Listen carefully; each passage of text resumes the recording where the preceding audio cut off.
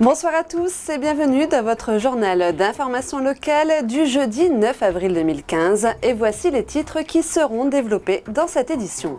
Ce matin, les éleveurs de porcs de la région Nord-Pas-de-Calais ont interpellé le ministre de l'Agriculture Stéphane Le Foll au sujet de la crise porcine.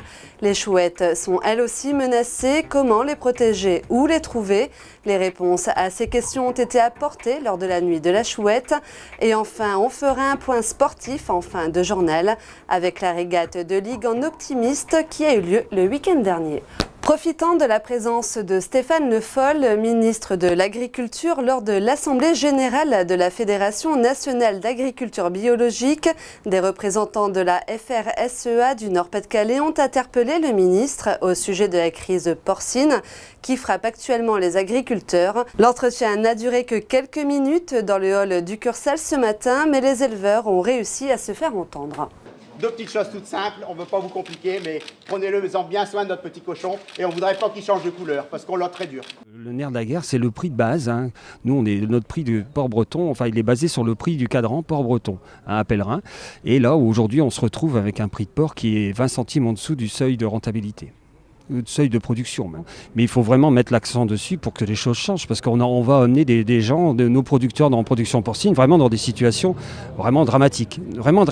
Alors là, normalement, on va être reçu, je pense qu'on sera reçu la semaine prochaine à Paris, au ministère de l'Agriculture, pour pouvoir discuter vraiment faire une table ronde et discuter vraiment du problème de fond sur la production porcine.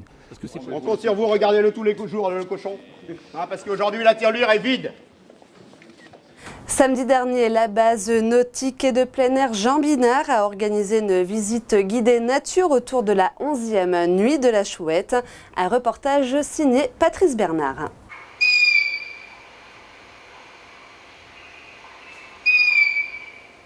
Sensibiliser le public à la préservation des rapaces nocturnes, voilà l'objectif de la Nuit de la Chouette.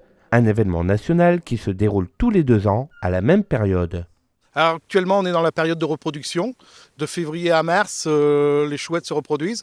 Donc on est sur les territoires des chouettes et souvent les mâles crient, chantent pour attirer les femelles. On a 5 espèces rapaces présentes. On a la chouette hulotte, la chouette chevêche, on a le frais des clochers, on a le hibou moyen-duc et on a le hibou des marais qui est présent dans notre région. Pour chacune de ces chouettes, le public a pu découvrir ses caractéristiques, son mode de vie, son alimentation, son mode de reproduction, son chant et les différents moyens de les protéger. Un oiseau il est incapable de faire marche arrière. Donc une fois qu'il est tombé dans le trou, c'est fini. Donc c'est pour ça la LPO a demandé que sur les poteaux de télécom, ils mettent un petit chapeau. Qu'est-ce qu'on peut faire déjà? C'est replanter des arbres, des haies, mettre des nichoirs pour accueillir ces animaux. Ralentir la nuit quand on roule, parce qu'il y a énormément d'animaux qui se font tuer par le trafic routier. Cette soirée s'est terminée par une balade nocturne de 2,5 km où, après avoir croisé des amphibiens, le public présent a eu la chance de pouvoir entendre 2 chouettes chevêches qui se répondaient. Le week-end dernier, le GGVLS a organisé une régate de ligue en optimiste et laser, une régate sélective au championnat de France et malgré le vent et la houle, les compétiteurs n'ont pas hésité à se mouiller. Un reportage signé Patrice Bernard. Durant 2 jours, 45 bateaux des clubs de voile de Gravelines, Dunkerque, Calais, Valenciennes, Amaury et Bassaron se sont affrontés au large de Grand-Fort-Philippe.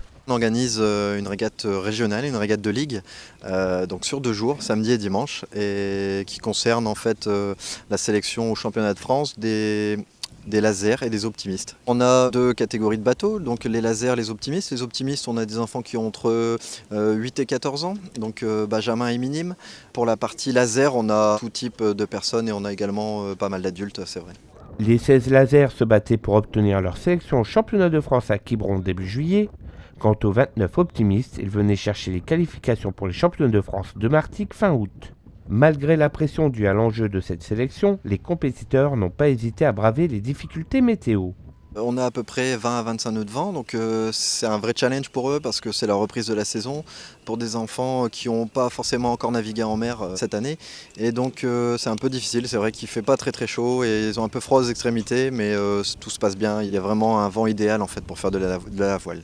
À l'issue des 7 courses, les Gravelinois qui se sont démarqués sont Arnaud Vérov, premier de la catégorie intersérie, Louis Play, troisième dans la catégorie laser radial, Et Simon Munger, Antoine Relécom, Élise Fournier et Clarisse Cizard, respectivement 1er, 2e, 3e et 5e de la catégorie optimiste.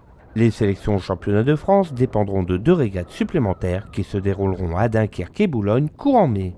Et on se quitte sur des images de la seconde édition du Salon Entreprises et Territoires qui s'est déroulé ce jeudi à Sportica, un rendez-vous ouvert aux professionnels qui a permis aux élus et techniciens des collectivités, aux chefs d'entreprise, aux industriels de se retrouver et de partager leur savoir-faire, mais également de le faire savoir. C'était tout l'objectif de ce rendez-vous.